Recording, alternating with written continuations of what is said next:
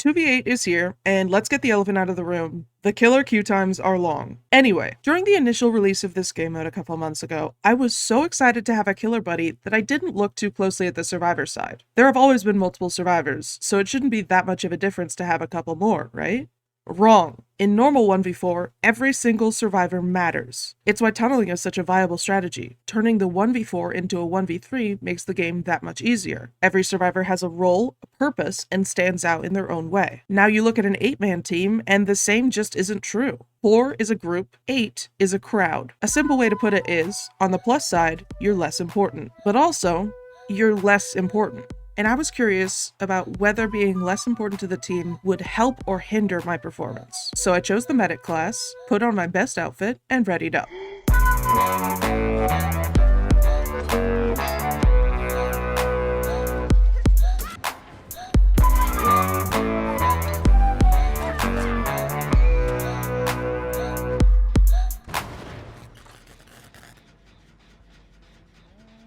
Playing 2v8 Survivor is kind of like realizing how little you matter in the grand scheme of things and how we're all just a speck of dust on a floating rock in space.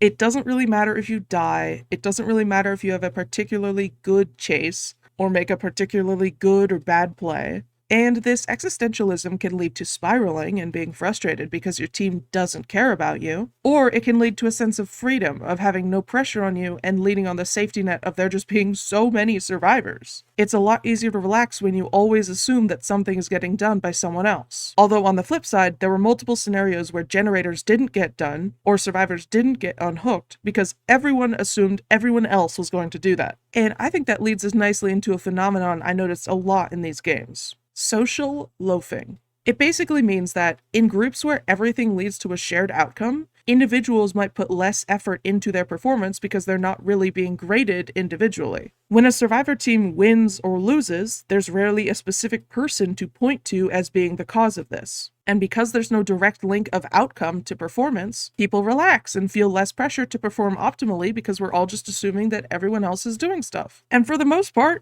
everyone else is doing stuff. There's always generators being worked on, healing being done, chases happening. There are just some games where that lack of effort is really noticed and the game grinds to a halt where there are too many hook stages and not enough generators to really be able to recover. I think the catch-up mechanic was a clever addition to the game mode. It was satisfying being able to have comebacks after rough early and middle games. But because queue times are so short for Survivor, it does lessen the stakes of the game. If you die quickly or early, it doesn't matter that much because you could be in the next game within a matter of minutes. One of my favorite experiences in this mode is seeing a bunch of survivors in one place. With my thousands of hours in this game, I'm obviously used to seeing at most 4 survivors at any one time. But then you see like 6 in the same area and you get all giddy because look at all these gamers! It's so ridiculous and charming, and it's such a boost of dopamine. If, after your previous experience playing Survivor 2v8, last time this mode was around, you're hesitating to try again because it wasn't very fun, I would recommend giving it another try. You might be surprised how much fun you can have with a stupid amount of strangers in a video game.